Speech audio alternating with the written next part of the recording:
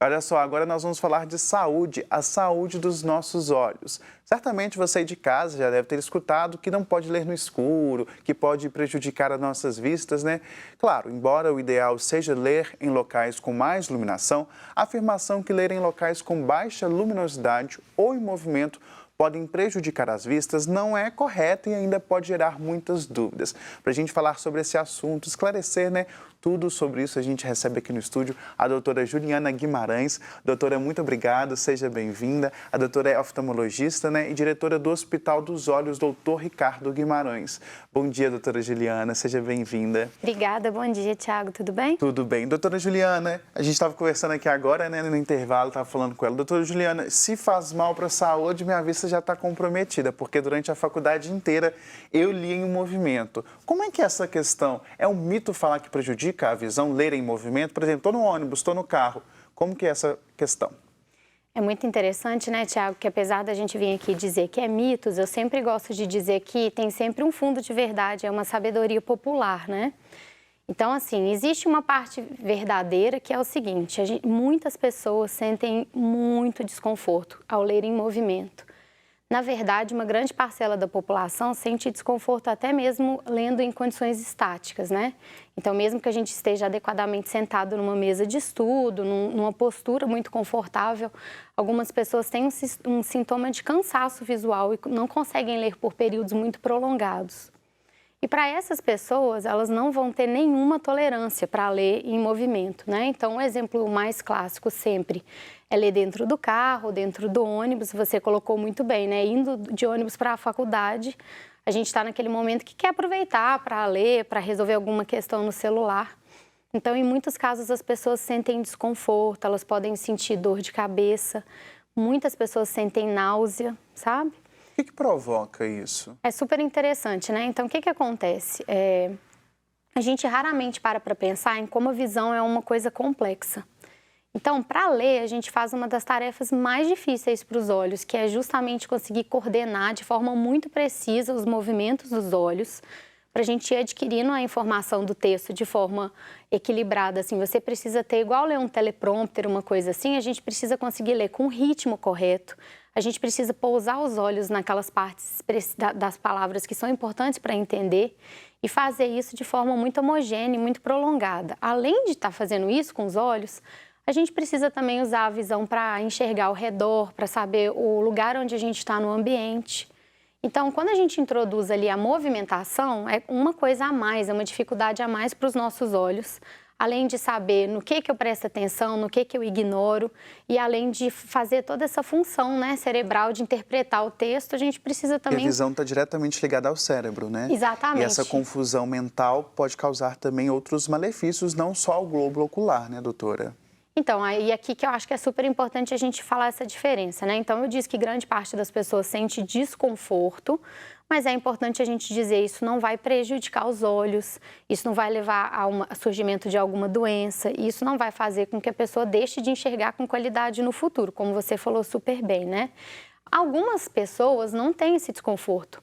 Então, elas podem sim fazer as atividades de acordo com a capacidade, né, de cada um. Eu acho que isso daqui é a grande deixa que a gente precisa falar, que o corpo da gente, ele muitas vezes vai nos dar esses sintomas que são coisas desagradáveis, como eu falei, da dor de cabeça ou da náusea, já avisando, né, que é melhor fazer uma pausa, é melhor aguardar um pouco, é melhor não prosseguir com aquele tipo de atividade. Então, desde que a gente se respeite e entenda esse tipo de sintoma, isso não vai prejudicar a pessoa nunca, tá? Doutora, por exemplo, a pessoa está lá em pé num ônibus, está lendo em pé, né? Estou lendo um celular, estou lendo sentir uma vertigem, uma náusea. Pode correr o risco dela cair, desmaiar. Isso é possível?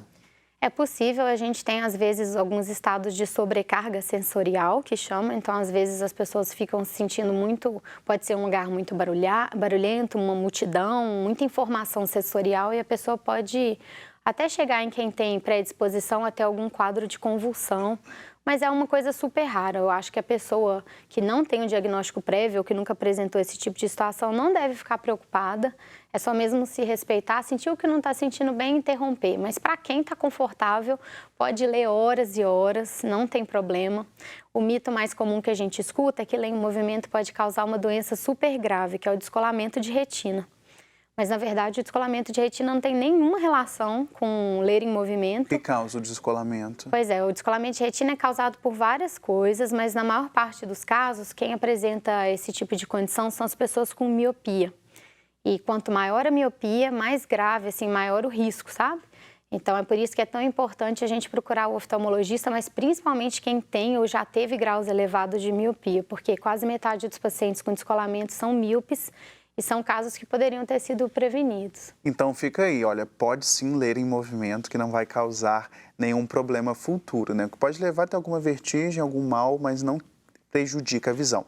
E ler no escuro, a gente fala que a nossa visão é igual uma câmera, né, de fotografia, precisa ter a entrada da luz para a gente conseguir fazer essa questão de conseguir ler. Ler no escuro é muito difícil, né, é quase impossível, mas traz algum prejuízo?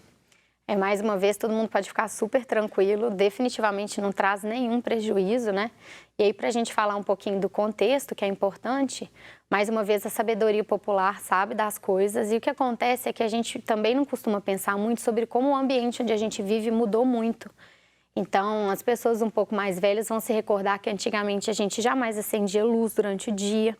A iluminação que a gente tinha dentro das casas era uma iluminação que era com menos luz. Então, a gente vivia num ambiente muito mais natural. A gente conseguia, inclusive, geralmente observar essa transição, né? Da luz ser mais intensa durante a manhã, até a parte da hora do almoço e diminuía. Então, chegava no final do dia, a gente já estava num ambiente menos claro. E com pouca luminosidade, realmente, principalmente algumas pessoas que têm alguns tipos de grau ou de condições oculares, pode ter mais dificuldade para ler mesmo, mas o contrário também é verdadeiro. Existem pessoas que têm uma sensibilidade à luz e essas pessoas se sentem mais confortáveis lendo em ambientes ou pouco iluminados ou apenas com iluminação natural. Então, eu me recordo muito na infância de que a gente acendia luminárias para poder estudar, por causa dessa questão do ambiente interno não ser tão bem iluminado. Hoje, muitas vezes, se você está num lugar com janela, um lugar adequado, não precisa dessa iluminação a mais, né? Doutora, você está falando sobre a iluminação, né? Sobre iluminação artificial e iluminação natural. A gente observa que existem dois tipos de luzes, né? A luz branca e a luz amarela, que ela é mais quente, né? Uma luz fria e uma luz quente. Lá em casa, por exemplo, nos quartos, cozinha, banheiro, é aquela luz mais branca. Na sala, que é um lugar que eu uso para assistir televisão, para ler, a luz é amarela. Essa mudança de luz, luz branca, luz amarela, ela interfere também na visão, no momento de leitura?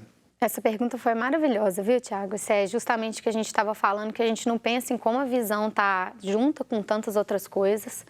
E o que acontece, né? Na verdade, toda luz, em tese, a gente enxerga como branco ou como amarelo, mas a gente tem todos os comprimentos de onda incluídos ali, né?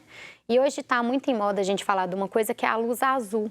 Então, o que é a luz azul? Olha que interessante. Todos os tipos de seres vivos, incluindo aí até mesmo as plantas, as algas, eles têm células que são capazes de captar a luz e gerar alguma coisa em consequência. Então, por exemplo, o girassol se vira em direção ao sol, as algas, as plantas, elas vão crescer também em direção à parte que tem mais luz, né? E a luz azul nos animais, ela vai agir muitas vezes determinando o ciclo de reprodução, ciclo migratório, até troca de pelagem, tudo isso. E nós, humanos, também temos uma célula específica no olho para reconhecer essa quantidade de luz azul. E é isso que varia nas luzes brancas, amarelas, igual você falou, que a gente chama de mais ambientes ou não.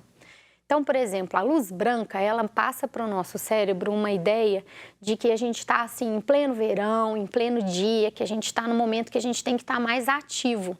E à medida que a gente vai chegando ao final do dia, ou dependendo do lugar do planeta que você está quando vai chegando no verão, a luz do sol já tem uma mudança para comunicar que a gente está tendo esse momento diferente. Então, a luz amarela, ela é uma luz que vai acabar deixando a pessoa mais tranquila, mais o corpo se preparando realmente para chegar à noite. É uma luz ideal para leitura?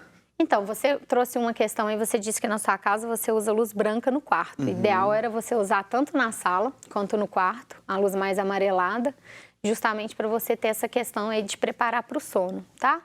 Para a leitura é aquilo que eu falei mais cedo, assim, o mais importante é a pessoa se respeitar. Uma grande parte da população tem uma sensibilidade muito grande à luz azul, que seria contida aí nessa luz mais branca. Então, tem pessoas que não conseguem ler com luz branca, não conseguem ler muitas vezes com luzes fluorescentes. Então, é super importante a gente saber isso. Nem toda luz é igual e cada tipo de iluminação vai ser mais adequado e é importante respeitar isso. Doutora Juliana, e a respeito da leitura em ambientes digitais? Eu estou aqui, né, com o tablet, faço a leitura por aqui, a gente sai, né, daqui do estúdio, vai para a redação, passa horas na frente do computador e às vezes a gente sente que o olho está mais ressecado, a cabeça está mais pesada. A luminosidade refletida por ambientes digitais, ela prejudica a visão? E quais os cuidados que a gente deve tomar? Ótima pergunta também. Hoje é um assunto muito importante, né? Porque é uma coisa nova, né? A gente não tinha isso na nossa infância, alguns anos atrás. Então, assim, a primeira coisa que é importante a gente falar, a leitura, eu já disse que é um processo complexo do ponto de vista da interpretação que o cérebro precisa fazer, do que o olho está enxergando. E toda vez, Tiago, que a gente está muito, muito concentrado, a gente diminui a frequência do piscar. Então, isso vai ser verdade com certeza para a tela, independe aí se a gente está falando de celular ou de computador no ambiente de trabalho. Se a gente está no cinema assistindo um filme, isso também acontece, mas até mesmo aqui, eu estou conversando com você, a gente está entretido aqui com a nossa fala e a gente tende a piscar menos. Além disso, a gente, num ambiente que tem esse reflexo forte de luz, muito recentemente tem aparecido algumas pesquisas demonstrando que essa luz refletida vai afetar a produção de lágrima. Então, a gente tem uma parte chamada glândula lacrimal, que é responsável por produzir continuamente a lágrima. E hoje a gente está descobrindo que a luz azul diminui essa produção. Então, a gente junta um contexto, muitas vezes um ambiente de trabalho, a gente está com a presença de ar-condicionado. Hoje em dia, as máscaras interferem bastante também, porque a gente acaba gerando um fluxo de ar da respiração em direção aos olhos. E são todas condições que contribuem muito para o olho seco, sabe? A pessoa que, por exemplo, usa um óculos, né, ela tem uma miopia ou ela tem algum problema de astigmatismo, ela, quando ela está usando um grau, ela usa muito o uso excessivo de computadores, pode aumentar o grau dela? Essa pergunta é boa também, né? De forma geral, isso é um dos grandes mitos que a gente tem. Ou a gente vai usar o óculos inadequado, isso vai fazer o grau aumentar, né? Depende muito, é uma pergunta que não é tão simples, mas de forma geral, na maioria dos casos, usar ou não usar os óculos não vai afetar o grau. Então, nem usar faz o grau ficar estável, nem não usar vai fazer o grau aumentar. Mas tem uma grande exceção que é importantíssima a gente falar, que eu até mencionei mais cedo, que é justamente a miopia. A miopia está aumentando a prevalência na população, então a gente está tendo cada vez mais míopes. E no caso da miopia, em crianças especificamente, se a criança tem grau e não usa os óculos adequadamente, isso de fato tem um impacto e faz o grau aumentar progressivamente. Doutora Juliana, o correto então é procurar um oftalmologista em qualquer caso de dúvida, né? Para a gente já finalizar nosso bate-papo, eu acho que é um assunto tão amplo, né, doutora Juliana, que são várias dúvidas que vão surgindo. E assim, para a gente finalizar, eu gostaria que você falasse sobre a importância da procura da ajuda médica, né, de ir ao oftalmologista. Hoje a gente sabe que na nossa sociedade, as pessoas que não têm contato com o convênio, às vezes têm uma dificuldade no Sistema Único de Saúde de encontrar um oftalmologista. Queria que você falasse sobre essa importância de ir ao médico e também o que a pessoa pode fazer para prevenir e melhorar a visão também, né? Evitar ter problemas sérios. A gente estava falando sobre isso mais cedo, você trouxe a atenção de que hoje a medicina é uma medicina mais preventiva, né? Isso é super importante. A gente, na verdade, não tem a recomendação de procurar todas as especialidades médicas anualmente, mas o oftalmologista é realmente uma exceção nesse contexto. O que acontece, né? As condições oftalmológicas mais graves, elas são todas doenças irreversíveis e, além de serem irreversíveis, elas são também assintomáticas. O maior exemplo que a gente tem é o glaucoma, uma doença que é comum na população. E a pessoa que tem glaucoma, ela não sente absolutamente nada. Então, ela pode realmente deitar enxergando super bem, enxergando 100%. Pode ser que ela não precise usar óculos, o olho dela não fica vermelho, coça, realmente, assim, nenhum sintoma. E é uma doença que, uma vez que leva a cegueira, ela é irreversível. Além do glaucoma, a gente falou dos míopes, do descolamento de retina. Então, o olho, de forma geral, ele não costuma doer. Ou quando a gente está com o olho vermelho, irritado, esse tipo de sintoma, geralmente não tem relação com doenças mais graves.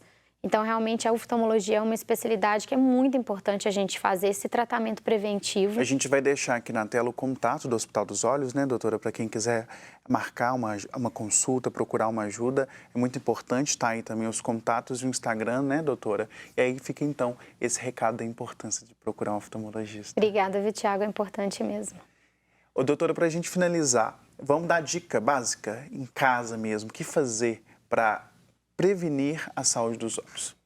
Ó, uma coisa que é pouco perceptível, mas faz sentido, é super importante a gente se manter bem hidratado. Beber água é essencial e faz parte dessa lubrificação ocular, né? Entender que não é normal sentir sintomas desagradáveis, como a gente falou, da dor de cabeça, da náusea, do desconforto com a luz.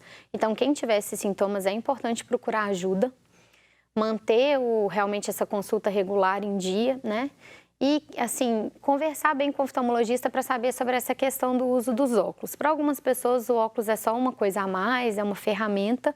Pode ser que a pessoa sinta mais ou menos falta, para outras não, o uso correto é mais importante. Então, é importante estar bem informado mesmo para conseguir tomar as boas decisões no dia a dia. A informação é uma boa prevenção. Doutora Juliana, muito obrigado por esse bate-papo. Acho que a gente conseguiu esclarecer muitas dúvidas e fica aí o convite para a gente voltar, para você voltar aqui no nosso estúdio para a gente conversar mais sobre esse assunto. Muito obrigado. Eu que agradeço.